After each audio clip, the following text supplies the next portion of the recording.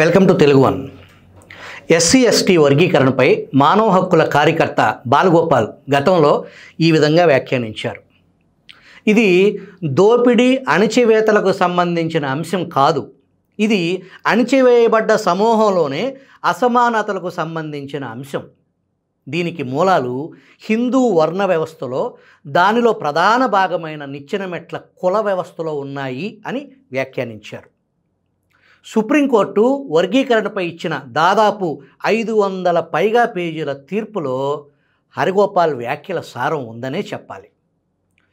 ఒకే సామాజిక వర్గంలోని ఉపకులాలకు సమన్యాయం జరగటం లేదంటూ దాదాపు దశాబ్దాల క్రితం వారిలో అంతరాలకు బీజం పడింది. అన్నదమ్ముల్లా మెలిగే వారిలో అంతరాలు తొలగించి జనాభా ప్రాతిపదికన రిజర్వేషన్ల అమలును సరిచేసి వాటి ఫలాలు అందుకోవాలని కొన్ని దశాబ్దాల క్రితం విజ్ఞాపనలతో మొదలైంది ఈ ఎస్సీ ఎస్టీ రిజర్వేషన్లో ఏబిసిడి వర్గీకరణ. అది చేయాల్సిందేనంటూ దశాబ్దాల క్రితం ఉద్యమం మొదలైంది. ఎస్సీ ఎస్టీ రిజర్వేషన్ల వర్గీకరణపై సుప్రీంకోర్టు సానుకూలంగా తీర్పు ఇచ్చిన నేపథ్యంలో అటు ఇటు సమాజంలో పెద్ద ఎత్తున చర్చ నడుస్తుంది. అసలు ఈ వర్గీకరణ అంటే ఏంటి? ఎక్కడ తేడా వస్తుంది? భావోద్వేగాలను పురుగొల్పేలా ఉద్యమం ఎందుకు జరిగింది వంటి అనేక ప్రశ్నలకు బదులు దొరకాలి అంటే దశాబ్దాల పరిణామాలను ఒక్కసారి మనం పరికించాల్సిందే. ఎస్సీ రిజర్వేషన్లో న్యాయమైన వాటా దక్కటం లేదని, రిజర్వేషన్ల ఫలాలు అందుకోవటంలో ఎస్సీ కులాల్లో అసమానతలు పొడచూపటంతోనే వర్గీకరణ అంశం ఉద్యమానికి దారితీసిందని అనేక మంది సామాజిక కార్యకర్తలు, మేధావులు పలుమార్లు స్పష్టం చేశారు.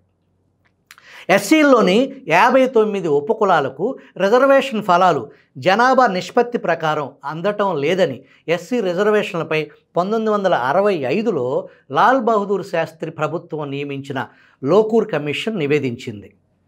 ఇదే అంశంపై 1972 నుంచి మొదలుకొని ఉమ్మడి ఏపీలో మారిన ప్రతి సీఎంకు విజ్ఞాపన వెల్లువ మొదలయ్యింది.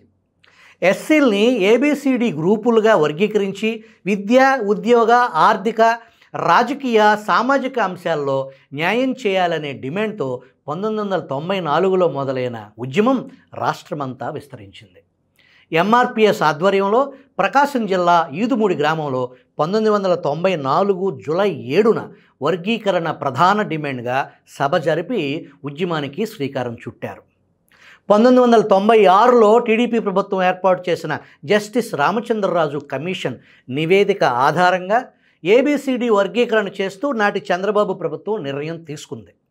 Sun international, Visakhapatnam, Hyderabad 8575795757. 15% SC కోటాను విభజిస్తూ 1997 జూన్ 6న టీడీపీ ప్రభుత్వం జీవో జారీ చేసింది.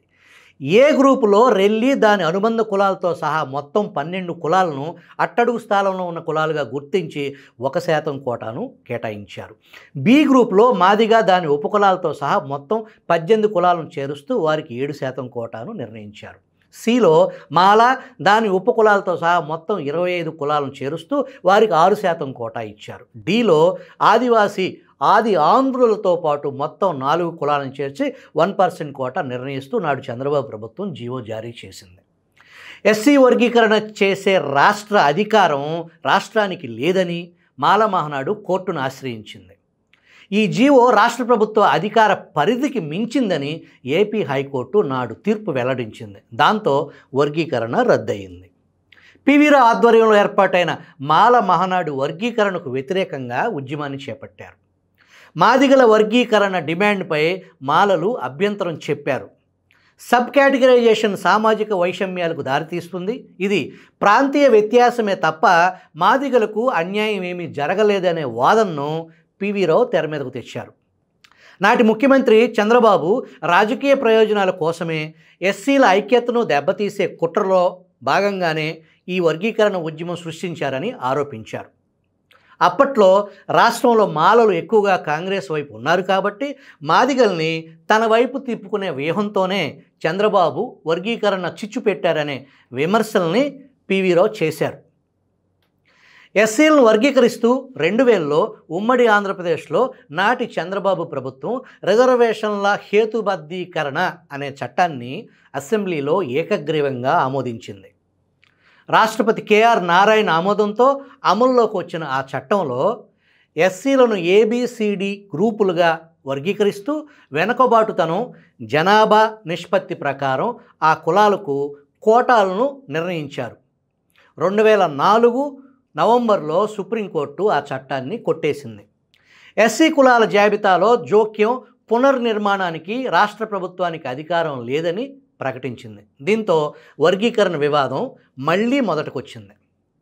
2000 నుంచి 2004 మధ్య దాదాపు 5 ఏళ్ల పాటు చంద్రబాబు పాలనలో రిజర్వేషన్ల అమలు కారణంగా మాదిగలకు దాదాపు 22,000 వరకు ఉద్యోగాలు వచ్చాయని ఆనాడు మందకృష్ణ ప్రకటించారు. నేడు సుప్రీంకోర్టు వర్గీకరణ సమంజసమే, ఆయా కులాలకు న్యాయం జరగాలని సుస్పష్ట తీర్పిచ్చింది. సమాజంలో అసమానతలు, అంతరాలు, కుల, వర్గ, ప్రాంత, మత వైషమ్యాలు లేని ఆరోగ్యకరమైన భారతదేశ సమాజాన్ని కాంక్షించే స్వాప్నికుడిగా అందరూ బాగుండాలని కోరుకుందాం.